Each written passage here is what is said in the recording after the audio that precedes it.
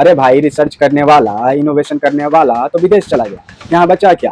सिर्फ टैलेंट की कमी और बेरोजगारी का साया। याद करिए, जब भारतीयों के साथ भेदभाव हुआ, जब वीजा की लाइनें लंबी हुई, जब भारत को डेड इकोनॉमी कहा गया, जब भारतीयों को सस्ती मजदूरी कहकर ताना मारा गया, हमारे नेता कभी ट्रम्प की तरह सख्त और राष्ट्रहित फैसले ले पाएंगे, या फिर ऐसे ही किसी और की पटकथा में छोटे मोटे किरदार बनते रह जाएंगे? जो आईना दिखाया है वो यही है कि अगर हम खुद अपने देश की कद्र नहीं करेंगे तो दुनिया सिर्फ सस्ता मजदूर ही समझेगी।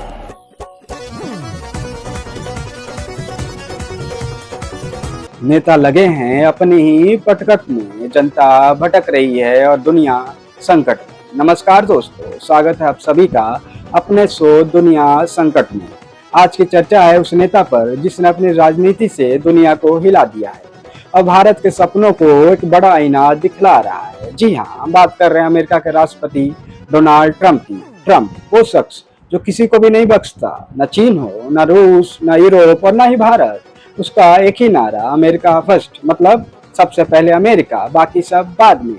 अब आप सब कहेंगे इसमें नया क्या है? हर नेता तो यही कहता है, उसके लिए उसका देश को आगे बढ़ाना है। लेकिन ट्रंप सिर्फ कहते नहीं हैं, उसे कहकर भी दिखलाते हैं। और यही वजह है कि वो कई लोगों के लिए हीरो बन चुके हैं और कई लोगों की आंखों की किरकिरी। सोचिए, वो भारतीय जो अमेरिका जाना अपनी शान समझते थे, उन्हें लगता था कि ग्रीन कार्ड मिलते ही जिंदगी सेट हो जाएगी, जिन्हें गर्व से भारतीय कहलाना नहीं बल्कि अमेरिका कहलाना होता था, उन्हें भी ट्रंप सीधे सीधे आईना दिखला दिया है। उन्होंने कहा है कि अगर नौकरी चाहिए तो मोटी फीस दो, वरना अपने देश जाओ। जी हाँ दोस्तों, आज जो भारतीय अमेरिका में नौकरी करने जाते हैं, उन्हें वीजा के नाम पर 88 लाख रुपए तक चुकाने पड़ते हैं। सोचिए, आईआईटी का टॉपर भी, आईआईएम का गोल्ड मेडलिस्ट भी अमेरिका पहुंचने से पहले जेब से करोड़ों झोंक देगा। सपनों का अमेरिका अब महंगा अमेरिका बन चुका है। अब जरा पलट कर देखिए, हम भारतीय गर्व से कहते हैं, देखो सुंदर पिचाई गूगल चला रहा है, सत्य नडेला माइक्रोसॉफ्ट चला रहा है, कमला हैरिस अमेरिका की उपराष्ट्रपति थी। लेकिन सच्चाई ये है कि ये सब भारतीय मुल्क जरूर हैं, पर अब भारतीय नहीं है। इनके पास अमेरिकी पासपोर्ट है, अमेरिकी पहचान है। भारत से नाता सिर्फ भावनात्मक या खानदान भर का है। और जब भारत पर कोई संकट आता है तो इनमें से कोई आकर आवाज नहीं उठाता। याद करिए, जब भारतीयों के साथ भेदभाव हुआ, जब वीजा की लाइनें लंबी हुई, जब भारत को डेड इकोनॉमी कहा गया, जब भारतीयों को सस्ती मजदूरी कहकर ताना मारा गया, तब ये बड़े बड़े नाम कहाँ थे? चुपचाप खामोश। यानी इनके लिए गौरव का जो टैग है वो सिर्फ नाम भर का है। इनकी निष्ठा भारत से नहीं अमेरिका से है। अब ट्रंप की सोच पर वापस आते हैं। उन्होंने कहा अमेरिकी नौकरियां सिर्फ अमेरिकियों के लिए है।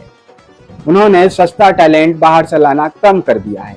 विदेशी कंपनियों को कहा, या तो अमेरिका में आकर फैक्ट्री लगाओ या भारी टैरिफ देने के लिए तैयार हो जाओ।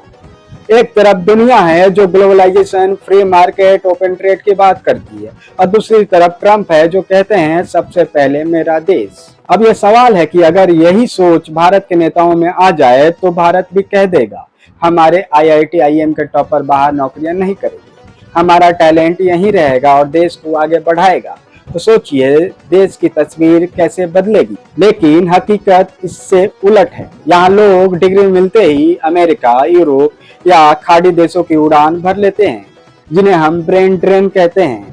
देश की मिट्टी में जन्म लेने वाला टैलेंट किसी और देश की प्रगति में लग जाता है। फिर हम शिकायत करते हैं कि भारत क्यों पिछड़ रहा है, हमारे यहाँ इनोवेशन क्यों कम है, हमारे यहाँ रिसर्च क्यों नहीं हो रही। अरे भाई, रिसर्च करने वाला, इनोवेशन करने वाला तो विदेश चला गया, यहाँ बचा क्या? सिर्फ टैलेंट की कमी और बेरोजगारी का साया। अब देखिए, यहूदियों को जहाँ भी रहते हैं अपनी पहचान कभी नहीं छोड़ते, चाहे वो अमेरिका हो, यूरोप हो या कहीं और हो। सबसे पहले खुद को यहूदी कहते हैं। उनका गर्व, उनकी पहचान, उनकी जड़ें सब मजबूत। और यही वजह है कि तमाम संघर्षों के बाद भी उन्होंने अपने देश इजराइल खड़ा कर दिया है। आज दुनिया उसकी ताकत को मानती है। लेकिन हम भारतीय, हम तो अभी भी दूसरों की बनाई पटकथा में अभिनय कर रहे हैं, दूसरों की चमक में चकाचौंध हो रहे हैं। अपनी मिट्टी, अपनी पहचान, अपना देश सब भूलते जा रहे हैं। ट्रंप ने जो आईना दिखाया है वो यही है कि अगर हम खुद अपने देश की कद्र नहीं करेंगे तो दुनिया सिर्फ सस्ता मजदूर ही समझेगी। तो दोस्तों, सवाल आपके सामने है, क्या हम इस ब्रेन ड्रेन को रोक पाएंगे? क्या हम अपनी पहचान पर गर्व करना सीखेंगे? क्या हमारे नेता कभी ट्रंप की तरह सख्त और राष्ट्रहित फैसले ले पाएंगे, या फिर ऐसे ही किसी और की पटकथा में छोटे मोटे किरदार बन के रह जाएंगे? सोचिए और सोचते रहिए, क्योंकि जब तक जवाब नहीं मिलेगा तब तक यही कहना पड़ेगा। नमस्कार।